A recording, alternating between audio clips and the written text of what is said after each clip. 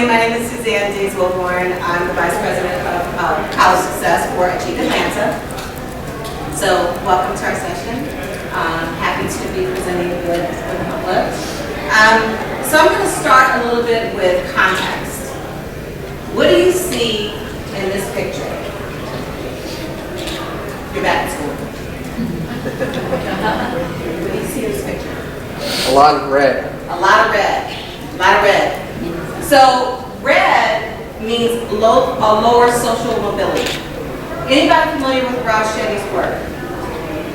Raj Shetty, okay. So basically, one of the studies that he did, his most recent study, talks about social mobility. And over here you see nationally a child born into the lowest quintile is about 11.7% chance of moving into the top quintile. So if you are born in poverty in the United States, you have about 11% chance of going from the lowest to the highest quintile. If you are born into poverty in Atlanta, your chances are about 4 to 4.5%. That is lower than many developing countries. Okay? So this is the context in which Achieve Atlanta is working. And despite these odds, our students have a lot of dreams for not just themselves, but also for their families. So we know that a post-secondary degree, getting that is an important driver of social mobility. We know that getting that post-secondary credential is going to be a vehicle for our students to succeed and not just do better for themselves, but do better than their families potentially.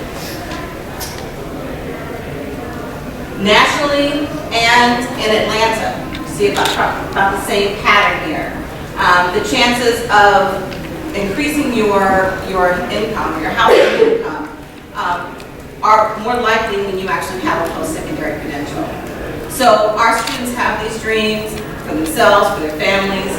They know that the path to do that is to get a post-secondary credential. Achieve Atlanta helps them to do that. So we do this through our vision and our mission. Our vision is that Atlanta is a city where race and income no longer predict post-secondary success and upward mobility. Our mission every day is to take APS students and allow them to access, afford, and earn a post-secondary credential. So how do we do that? We do that through three mechanisms. The access piece, we have a collective ownership of metrics and targets. We partner exclusively with the Atlanta Public School System. And in this work, we provide advising support. We actually have a partnership with the College Advising Corps. So we have at least one counselor, sometimes up to 3 in every single one of our APS high schools.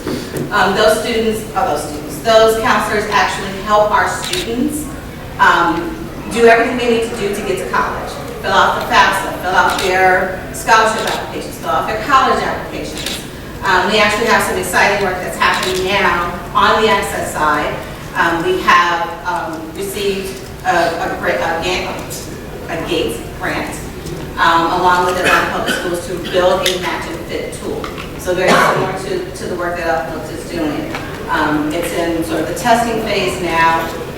We don't have a silver bullet, but it will help our students dramatically increase, we hope, the match and fit for the schools that they will be attending.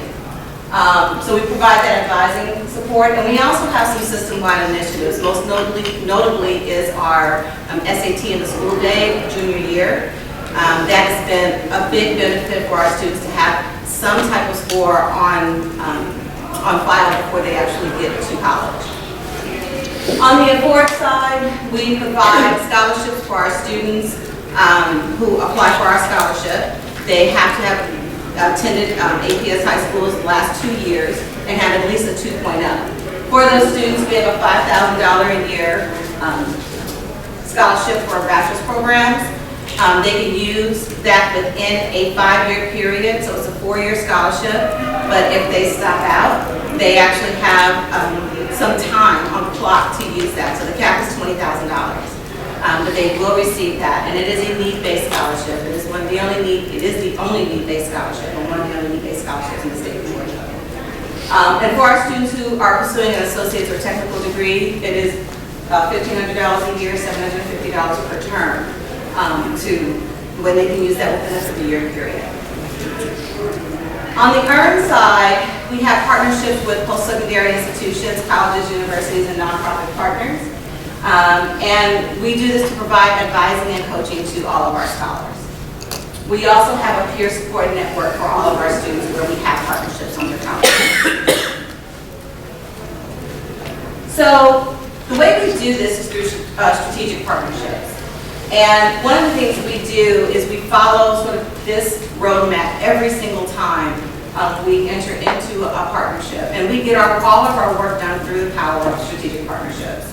So we set the vision, and all of our partners have very similar visions for their organizations, for the students that they serve. So we are aligned around that from the very beginning. We assemble and we lead these cross-sector collaborations. While this is a skill and an area that has been common in other areas and other industries, and education is just now taking off in terms of a formal process to lead those cross-sector collaborations. One where everyone is not senatorial in nature. Everybody has a dog in this fight. They have skin in the game, but they also want to give up feeling like they know everything to achieve the goal that we have. And so I think the key here is that we're all vulnerable and we're all willing to learn. And then we use data-driven continuous improvement processes. So not only are we continuously improving our data systems, our data processes, our partners are too. They're committed to making decisions that are informed by the data that we collect, not necessarily by what we want, but what we actually do see. And so a big piece of this is taking the blinders off and being very vulnerable about what we see and acting on that. This is a list of all of our partners. We have 10 colleges and universities. That includes a technical school, two-year institutions, 2 nonprofits on the higher ed side, along with Atlanta Public Schools. As I said, that's the source of our students. One goal we partner with in the high schools as well. The Community Foundation, they are the umbrella organization under which we work, as well as College Advisory Corps on the access side. So here's a snapshot. You can't really see a lot of this from where you're sitting, so again, I think the slides will be online. But our scholars over 3 years, we have about 2,200 scholars. They're attending about 209 colleges and universities. You can see 85% of them have stayed in the state. One of the things that is important is that if students choose to take our scholarship and go out of state, that school must meet the graduation rate of 44%, sort of the national graduation rate of 44%. And so 85% of our students do remain in state and go to schools, both public and private, across the state, and many to our partner institutions. To be eligible for I think I said this, to be eligible for our scholarship, you have to be eligible for Pell times 1.5, so about $8,000 EFC. About 80% of our students take at least one AP, IB, or dual enrollment course. A little over half of our students are considered first generation, and this is the classic definition of first generation, and that no one in their family has attended any post-secondary institution. Our scholars are pursuing over 75%, 76% are pursuing a bachelor's degree, 21% associates, and 3% technical certificates. To date, in terms of post-secondary credentials, we have a little over 20 students who have received a technical certificate. We have a handful of students who have actually earned their bachelor's degree in 3 years. They were dual enrollment students. So we have a few successes so far, and that's what we're building on. So this is a snapshot. This is 2016 and 17, and the data was from 2015 and 16, the last complete data we have been able to collect.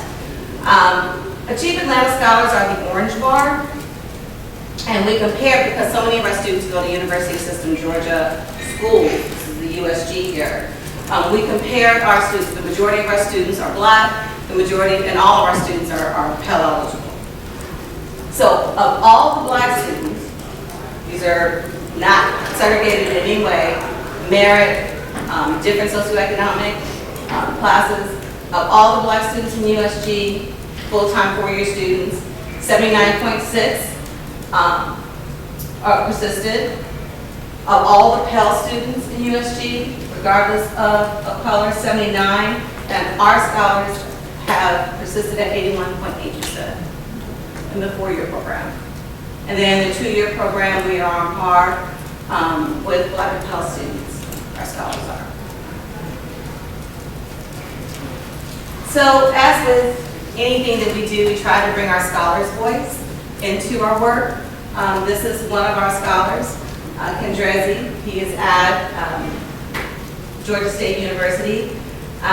He is a senior this year, so he's one of our first batch of scholars, 2016 scholars.